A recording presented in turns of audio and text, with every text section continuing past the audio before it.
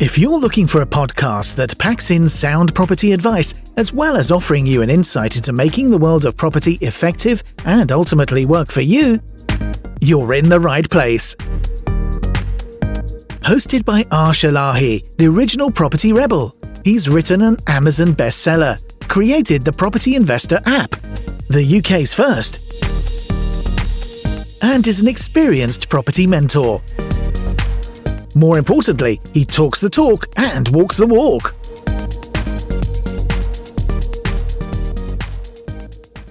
Hi and welcome to another episode of The Property Rebel with your host Arsh. And in this session we're going to be talking about appraising a property that I just recently came to look at. And I'm going to be talking you through my thought process, and you guys can determine to me whether you think good deal or bad deal. We also did one of these similar and it was a phenomenal response, but this is a different style of property and I'm hoping that lots of people will be able to resonate with this property and also this strategy. So before we do that, I want to say a quick hello, as always, to all listeners and subscribers all around the world. Hopefully you're taking away some real knowledge and golden nuggets from the Property Rebel, and more importantly, it'd be great to hear from you, so you can connect with me on social media under the handles of Arsh on Facebook, LinkedIn, Instagram and Twitter. So let's get straight into it. So a landlord approached me and he says, Arsh, he goes, I've got this property in Liverpool. It's a 3-bedroom apartment. And I thought, okay, my first train of thought was, okay, Liverpool, there's lots of apartments around there. What's going to make this any different? And he started to talk to me, and what I generally look for in a conversation is what I would consider pain and motivation. Why has he contacted me? Why has he not put it on with a traditional letting agent? Why has it not let? And so we start talking about that, and he tells me that he's previously ran it as serviced apartment previously, and it did quite well. And the reason why he hasn't done it himself is because due to personal issues, I think, and also health issues as to why he's not continued to run it. He gave it to a letting agent. The letting agent really hasn't done a great deal with it. They had it on for approximately £1,000 a month. They had some people interested, and I understand the reason why it didn't let.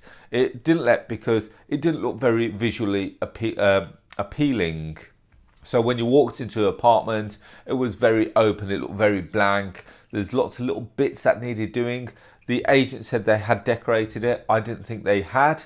But anyway, I went and viewed this apartment. So I spoke to the landlord, let's just call him Mike for now. And I spoke to Mike and I said, Mike, let's go and have a look at it. We arranged the viewing, had to collect the keys from the agent.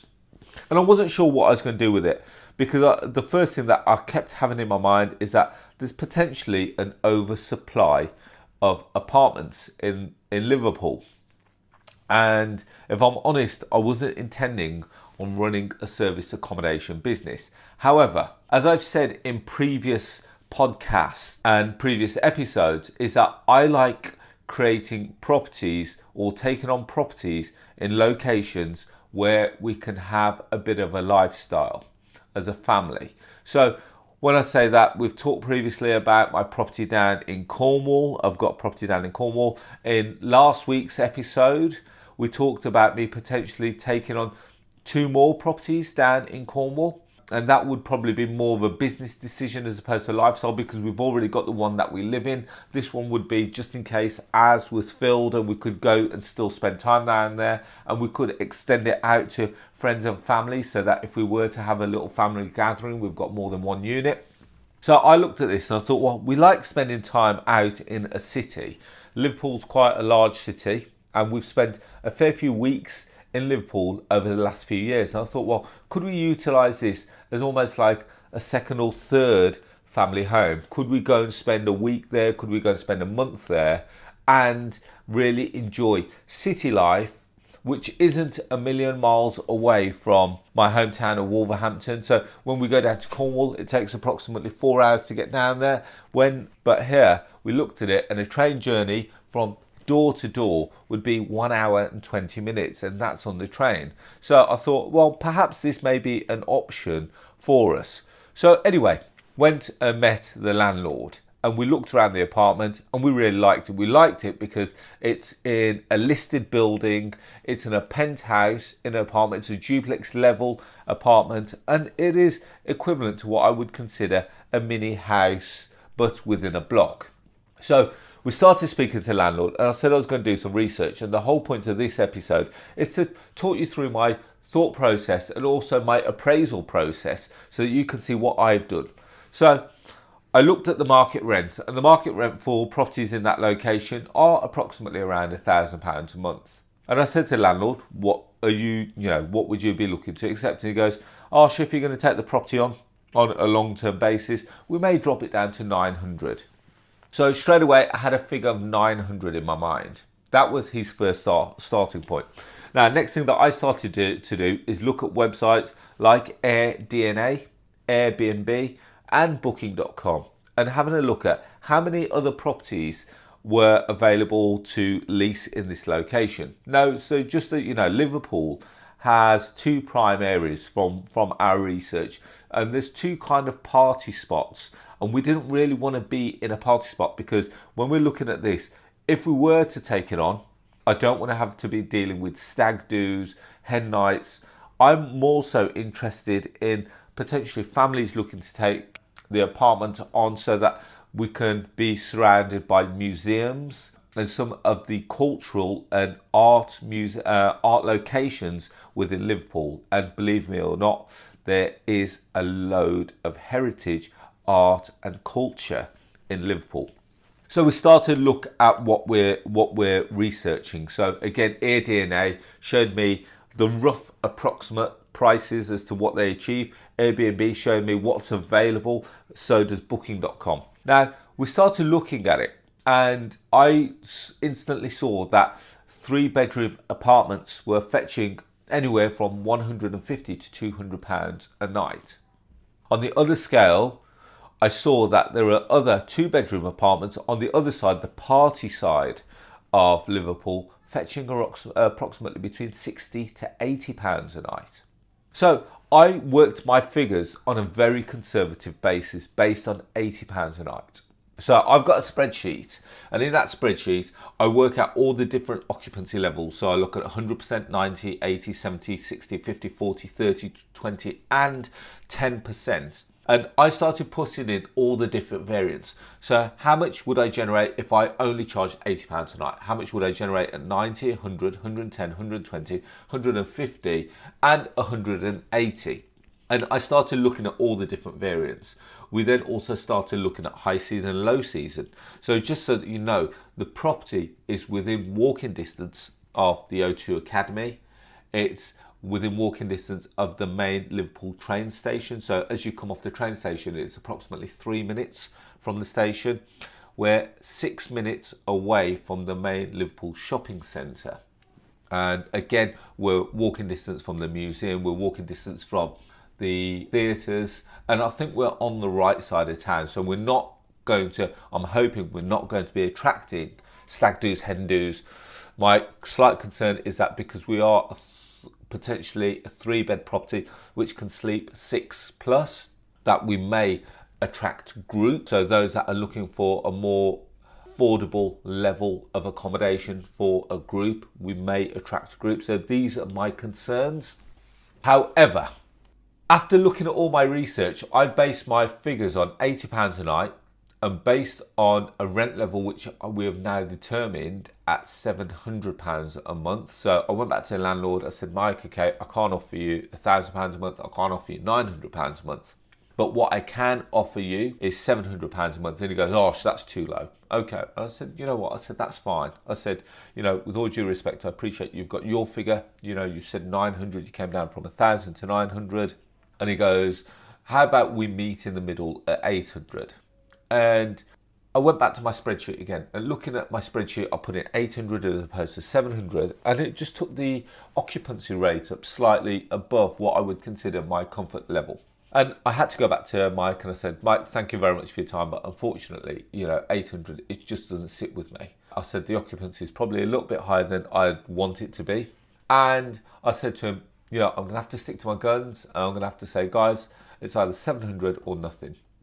So after a bit of toing and froing, and I had to spell out all the benefits as to why we're a good candidate for this property, why we're a good covenant for this property. So just that, you know, my wife's an interior designer. You can check her out on Instagram. It's styled by SE. And what I did is I shared with the landlord what I would consider our mood boards for this property. So my wife started to get some interior designs ready for the property. I said, Mike, here's what we're going to do to your property. Here's what it looks like now. Not very appealing because it's been sat empty for 4 months and you know that. However, if you allow me to take the property on and we're going to do it for a long period, not only are you going to get a guaranteed rent, but look at what we're going to do to your property. So he goes, on average, how much is that going to cost? So we've budgeted around £6,000 for this property. I've worked on the basis that we're not going to pay a deposit. I've worked on the basis that we're going to pay a discounted rent. And based on the fact that, you know, we're going to put in between £4,000 to £6,000 into this property, we think that it should break even within a few months. Well, when I say a few months, we're looking no longer than 4 months. So bear in mind that we're looking to take this property on a 7-year lease. We're taking it on initially for 3 with the extension of a further 4 on the same terms. So this is what we've agreed. So he came back to me and goes, Arsh, really like the designs, really like what you're going to do to it. I think you're going to add great value to it. He goes, I think you're going to attract the right kind of clientele. I'm not going to have any issues, so I'm happy to go at a reduced rent at £700 a month based on the fact that you're going to increase the standard of the property and you're going to have to do all the work within a period of 3 months. And I said to Mike, I said, we're actually going to get the work done within month 1. We're going to keep him up to date with all the progress and what we're doing. So that is what we've suggested. Now, I've said to Mike as well that at the time of recording this, we're pretty much at the start of May. I said, well, it's going to take us, you know, approximately a month to get this property up and running. Is there any leeway? And we negotiated a month rent-free period. So these are all the things that I tend to do. But if you have a think about all the processes that I've gone through, I've done all my appraisals, I've done all my background checks, I've done everything on the location, I've done all my checks on the prices, I've done my break-even analysis. And then I've gone back to the owner with my proposal, my offer, and also my evidence to show why I'm offering what I'm offering. So from £1,000 a month, we've brought the rent down to £700 a month. We're paying no deposit. We're getting a month rent free. And based on all that statistics, my break-even point is 30% occupancy.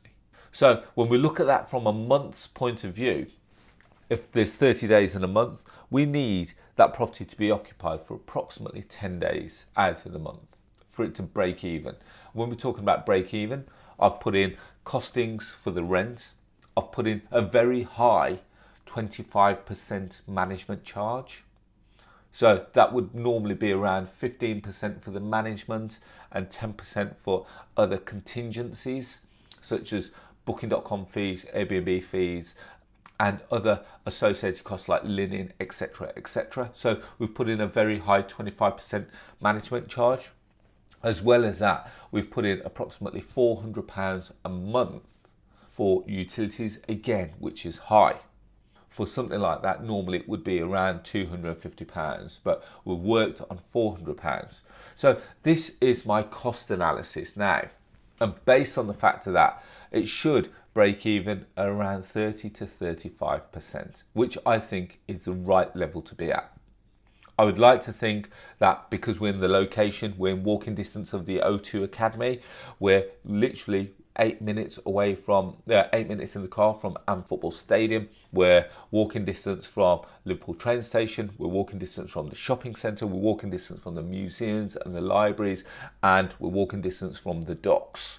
So with all these different things that's going on in the city, I would be really surprised if we cannot get this apartment occupied for 10 days out of the month. And as a result of that, it gives us plenty of opportunity. Now, just to confirm, I'm not intending on setting up a service accommodation business. That is not my intention. My intention is to have properties around the country. So I'd like to have a property in the Cotswolds. I'd like to have a property. Well, I've got now one in Liverpool, got one down in Cornwall. And so in certain locations, so that if I wish and if I decide to, me and my family can literally disappear for a week or a month or however long it may be, and we can go and stop in different locations, and it's not costing us anything.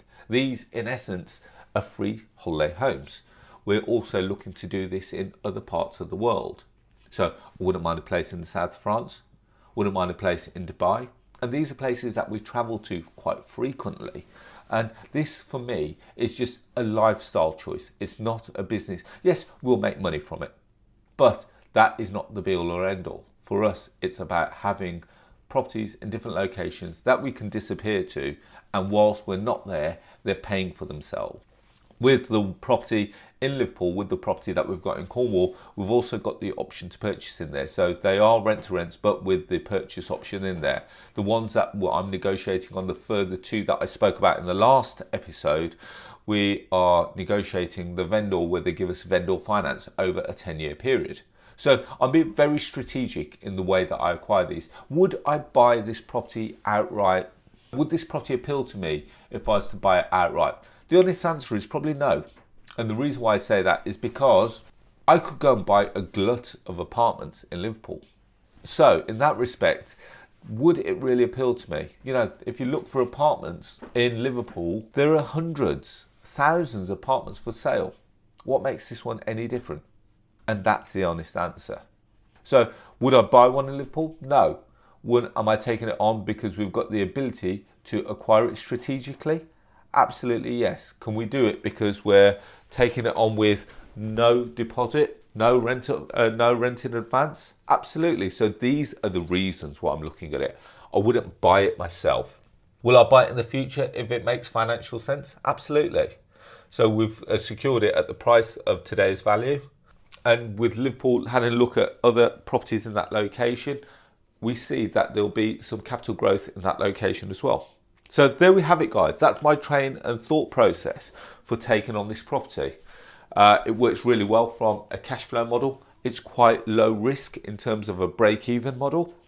There's lots of opportunity for demand. There's lots of events. I'm hoping that, with COVID and everything, hopefully behind us, that this is the start of events starting to open up. Football grounds, we had a look at how many how many games they play in a season at home, plus all the European games, plus all the other events that are going on in that location. We've looked at all the live venues. So we've got the O2 Academy within walking distance of the property. So these are all the things that we're going to now start to diarise so that we can now start to schedule and price the apartment accordingly.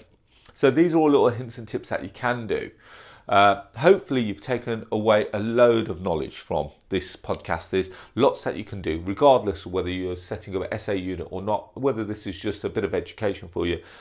Please feel free to share and let me know what you think of this. Feel free to get in contact with me. Connect with me on social media. You can find me on Facebook, LinkedIn, Instagram and Twitter under the handles of Arsh. As well as that, you can check me out on YouTube. I release a new YouTube video every Thursday at 4 p.m. So you can find me on YouTube under the handle of Arsh.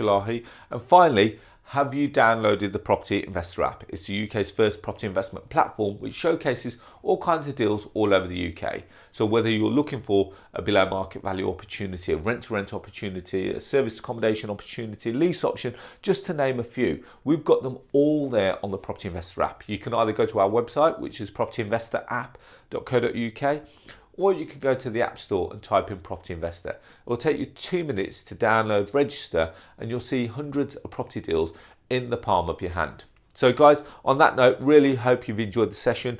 More importantly, if you've got any questions, please feel free to reach out, and let's stay safe, stay happy, and I look forward to speaking to you all very soon. Thank you. Bye-bye. The large majority of people make a positive change if they take immediate action. So act now. Download the Property Investor app and join Arsh on his social media channels to excel your property journey.